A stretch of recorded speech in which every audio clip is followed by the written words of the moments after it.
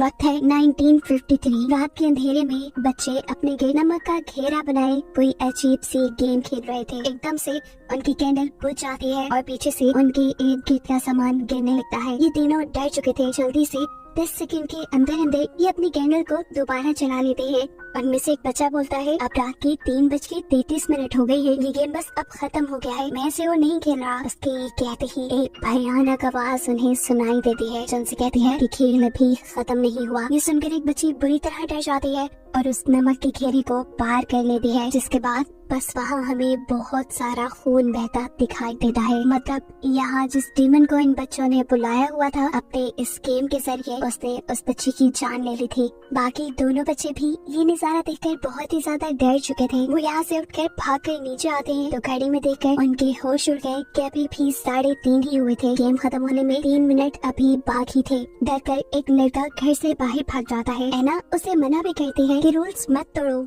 हम मुसीबत में पड़ जाएंगे। लेकिन वो लड़का जब उसकी बात नहीं सुनता तो उसका अंजाम बहुत बुरा होता है। वो डीमन जिसने पहले इनकी एक साथी को मारा था, वो इसकी भी बॉडी को चीर फाड़ कर मार देता है और सिर्फ ऐना ही जिंदा बच पाती है। वो घर के अंदर आ जाती है, जिसके बाद हम देखते हैं कि दरवाजा खुद ब खुद बंद हो गया।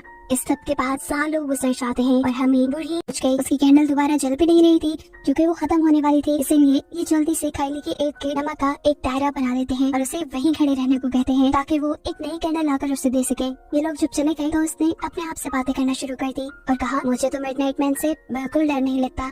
वो अभी कह रही थी कि मिडनाइट मैन दोबारा उसके सामने आ गया। वहाँ रखे हुए एक पानी के टैंक पे उसने छोटा सा सुराख कर दिया जो आहिस्ता आहिस्ता उसके नमक के दायरे तक आ रहा था।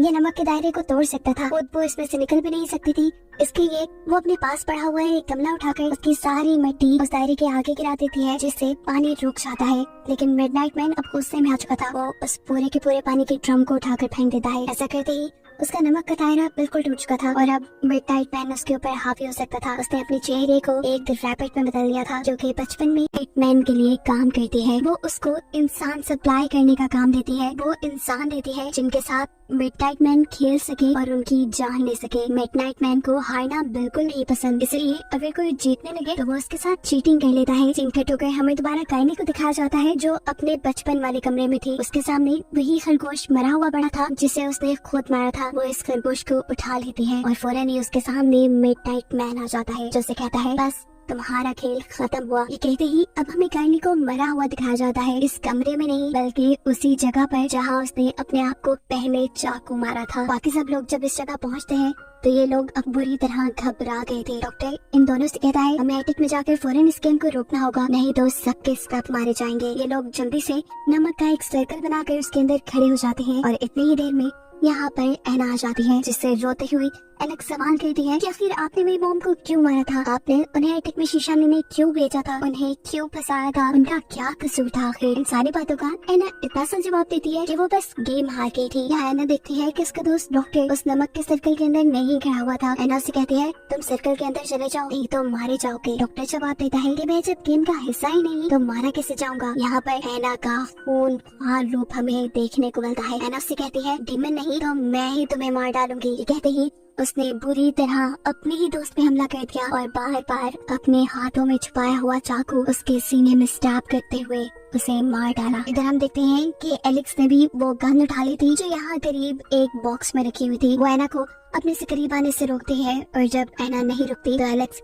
उसके ऊपर गोली चला देती है और ऐसे ना चाहते हुए भी एलेक्स के हाथों उसकी ग्रैंडमा ऐना मारी जाती है। ऐना के मरते ही यहाँ मिडनाइट मैन आ जाता है, जिसे देखकर ये दोनों कहते हैं, तुम हमें नहीं मार सकते क्योंकि हम यहाँ नमक के सर्कल के अंदर हैं। ये लोग नमक के सर्कल के अंदर 4 बजे तक बैठे रहे और जैसे ही इन्हें लगा कि अब बस खतरा खत्म हो गया है तो सबसे पहले माइल्स इस सर्कल से बाहर निकल के आता है और डॉक्टर को चेक करता है क्या वो जिंदा है। लेकिन उसने तो इन लोगों के लिए अपनी जान दे दी थी। एकदम से माइल्स की नजर उसकी घड़ी पे पड़ती है जहाँ भी 3:30 बज रही थी। मतलब एक और मर्तबा इस मिडनाइट मैन ने इन सब के साथ चीटिंग कर दी थी। 4 बजने के बावजूद भी उसने सारी घड़ियों में टाइम 3:30 का बचा दिया और ये गेम तो 3:33 पे ओवर होती है। ऐसे माइल्स जो अभी भी सर्कल के बाहर खड़ा हुआ था, मिडनाइट मैन जल्दी से आकर उसको सर से पकड़ के अपना बड़ा सा नाखूनों वाला हाथ के मुंह के अंदर स्टैब कर करके उसे मार डालता है और आखिर में बस एलेक्स बचती है। जिसके साथ क्या हुआ